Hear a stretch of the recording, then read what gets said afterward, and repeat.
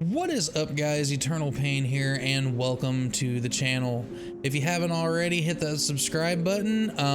Hit the subscribe button. And at the end of this video, if you enjoy what you see here, don't forget to slap a like and leave a comment and tell me what I did, or just tell me I suck balls.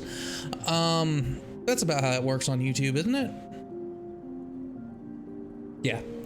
Anyway, that being said, today I'm going to do something a little different. Normally I go over professions and ways to make money in the verse, but today I'm going to go over the lore behind Hurston, the place that I spend the most time around hunting bounties and mining. Before we leave here today, I hope to enlighten you on a little bit of why Hurston looks the way it does, and how the company that runs it came to be. All that being said, sit back in your chair and enjoy, and hell, let's learn a little bit.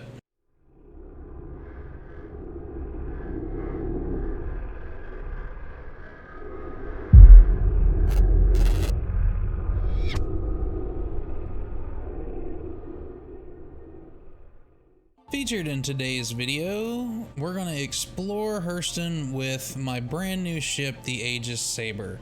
I've played around with this thing a little bit and I've got it completely upgraded, and I will go over it in a future video. But today, I just want to fly it around a little bit while we explore Hurston.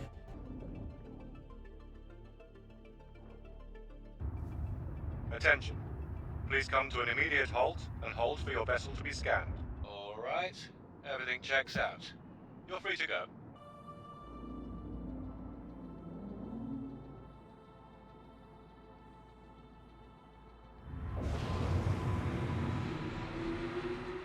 To look at Hurston today, you wouldn't believe that just a half a century ago it was a thriving savanna.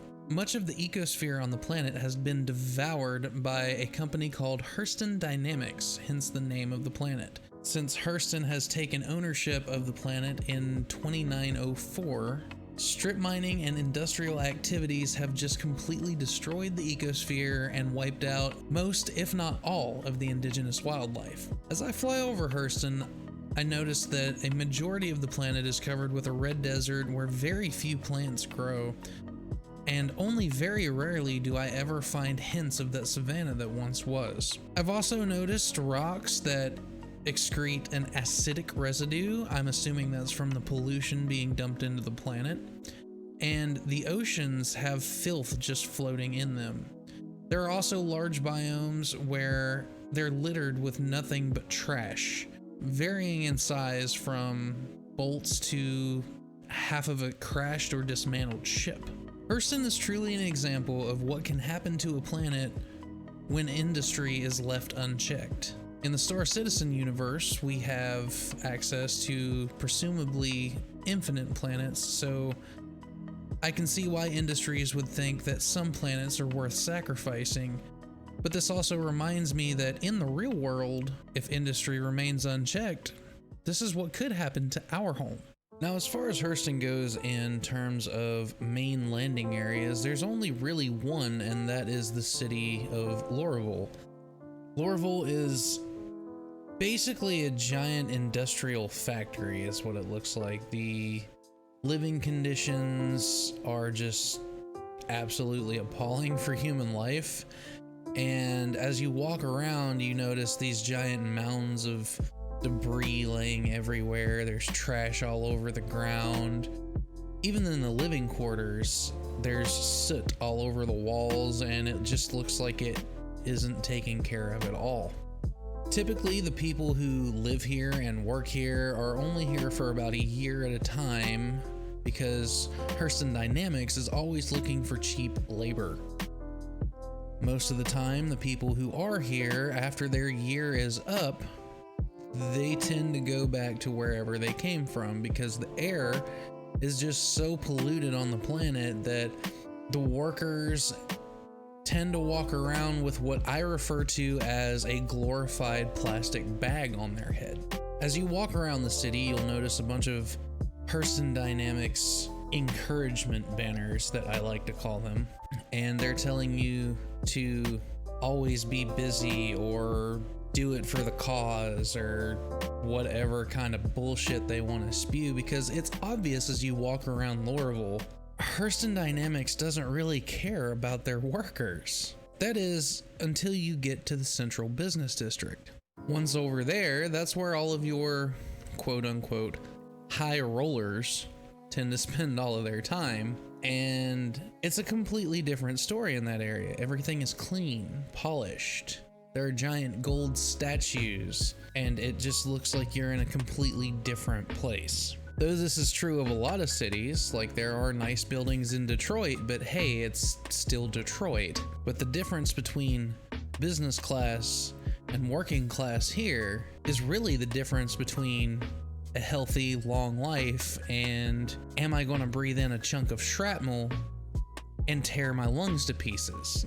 Okay, so now that I've painted you a picture of the reality of the situation whilst visiting Hurston or living on Hurston, let's take a walk around the central business district and see how the company of Hurston Dynamics sees it themselves. Because from what I've seen, they paint an entirely different picture. All right, as you walk around the central business district, you'll see these little inspirational paragraphs on the wall. The first one I'm going to read is pretty much the first one anybody notices, and it's called Family. Tracing their lineage back for over 15 generations, Hurston Dynamics is one of the longest continuously operating family businesses in the empire today. So they've been at this for a very long time. Let's see what else we can find on the wall. This one reads, Growth. From its inception, Hurston Dynamics has eagerly adapted and changed to overcome all challenges, rising to meet the demands of the modern world while never forgetting the proud heritage and family traditions that were instrumental to their unprecedented success. As we walk up through Exchange, and you go to the Exchange Leadership Office here, as you enter the office, if you look to your right, you'll notice on the wall 4 very familiar names. They're the CEOs that the moons of Hurston were actually named after. Starting from left to right, you have Ariel Hurston, Aberdeen Hurston, Ada Hurston, and Magda Hurston. Now, Magda was the one who actually came to the Stanton system and started the corporate office on Stanton 1, which is now known as Hurston, named after the company. Now let's walk over to the showcase. This is where you can find all of Hurston's weaponry and a lot of their new innovations in weaponry. You'll see on this wall over here a paragraph that reads, Commitment.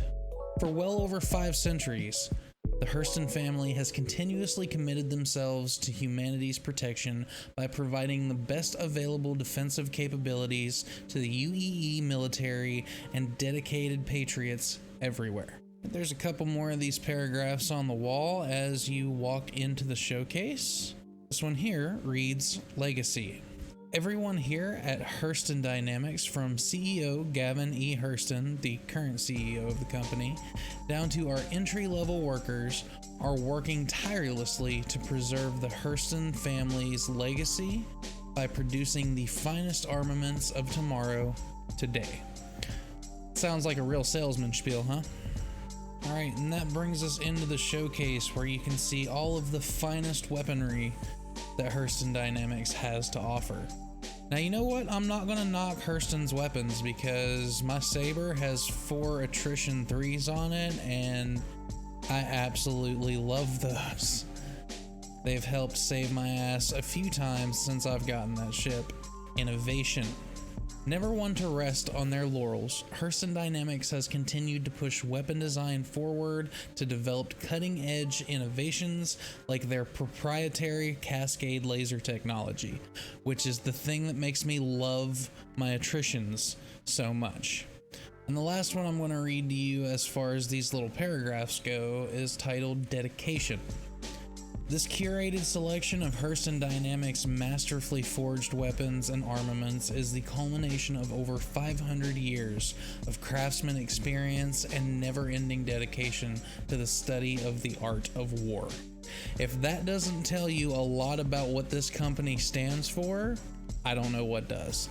All right, so the guy on the wall in front of me right now is Solomon Hurston. He was the founder of Hurston Dynamics, and the little tribute paragraph that they have for him reads as follows. Solomon Hurston, the founder of Hurston Dynamics. It was his remarkable vision and unshakable dedication to family that has continued to be the backbone for Hurston's corporate ethos and an ongoing source of inspiration for all future generations. All right, this here is Archibald Hurston, another former CEO of the company, and his paragraph reads as follows. Gifted with unparalleled strategic excellence that not only vastly grew the company's holdings and forged an expansive vertical production network, but also earned him the distinction of becoming Hurston's youngest ever CEO. All right, let's go on down the stairs in the main hall here and take a look at something really special. They call it history in the making, and it's a tribute to the entire timeline of the business that has been around for over 500 years. All right, so 2438, this is when the company was founded, and it reads as follows. Seizing upon a unique opportunity, Solomon Hurston purchases a struggling laser manufacturer on Earth and transforms it into what would become one of the most successful companies of all time, Hurston Dynamics. After leading the company for 50 years, Solomon Hurston retires and leaves the company to his son, Isaiah Hurston. This would be the start of a family dynasty that continues to this day. In 2514, Hurston breaks new ground with the institution of an innovative new labor contract that would ensure factories a more stable workforce, while employees would be granted greater employment security. In 2529, Hurston Dynamics opens its first interstellar factory on Rytif. I hope I said that right. CIG if I butchered it, I don't care. In 2541, humanity wages its first interspecies war. Hurston Dynamics weapons are instrumental in the defeat of the Tavarian threat. I'm putting together a video on the Tavarian War. It seems like a really interesting subject to me, and at some point I will make a video about that. Moving on in the timeline. In 2603, with the Second Tavarian War underway, Hurston engineers would introduce Cascade laser technology, a groundbreaking line of weaponry that helped to end the Tavarian invasion once and for all. 2638, Hurston celebrates its bicentennial. To honor the company's contributions to the Empire, the Navy commissions the UEES Solomon, the pride of the Third Fleet. In 2756, Hurston Dynamics constructs its first residential factory center where employees can both live and work, greatly increasing productivity and work-life satisfaction. I find that hard to believe. I mean, I don't know about you guys, but I wouldn't want to live where I work. Alright, in 2794, for the first time ever, Cascade laser weapons are made available directly to the public for purchase. This marks the beginning of Hurston's highly successful consumer division. 2861, in the face of a growing Vandal threat, Aberdeen Hurston develops the first ever Hurston Dynamics antimatter warhead. That actually sounds really cool, and I want one for my ship. 2904.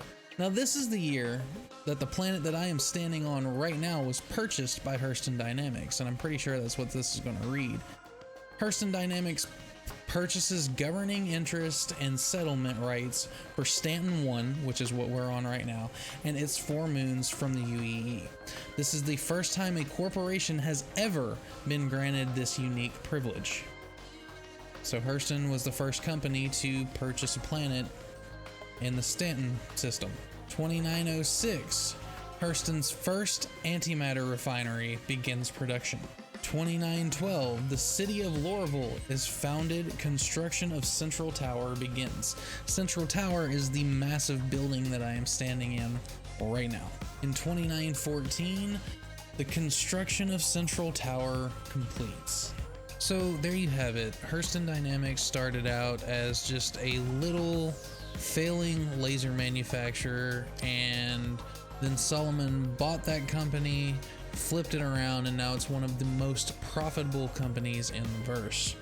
It was the first company to be granted the privilege to purchase a planet and its 4 moons from the Stanton system by the UEE, and they have a strong commitment to family values and the dynasty for which their company stands for. All that being said, I feel like a few things they could work on are not necessarily preserving the planet that they're on, because they do use that specific planet for mining and gathering materials so that they can manufacture their weapons, but they could do something about the air quality around Lorville. Their workers tend not to stay there for very long just due to the fact that either they have health issues after being there for a short amount of time, or they feel underappreciated because of the cheap labor that Hurston Dynamics is always looking out for. That being said, I would love to hear your thoughts on the planet of Hurston and the company of Hurston Dynamics. So don't be afraid to leave me a comment down below. Let me know what you think about this video. Let me know what you think about the topic in this video. And as always, if you have enjoyed the content that I've presented you with today, don't be afraid to hit that like button down there, bitch slap the subscribe button, turn on that notification bell, and above all else, have a wonderful day. I'll see you guys next time in the verse. Loraville, take it easy, because this isn't a tutorial. We're just gonna have a little bit of story time. Yeah. I'm treating you like children. Breathe, Eternal. Breathe. Okay. Taking looks. I suck at my job. Instead of going over the professions in the verse or telling you how to make money,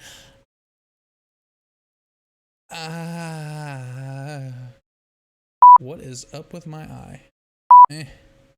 Okay. Instead, what is up, guys? Eternal Pain here, and welcome back. Why can't I get this one thing right? Just this one thing. Yeah, I nailed it that time. Maybe. I don't know, but we're gonna use that cut anyway because I'm tired of doing this shit.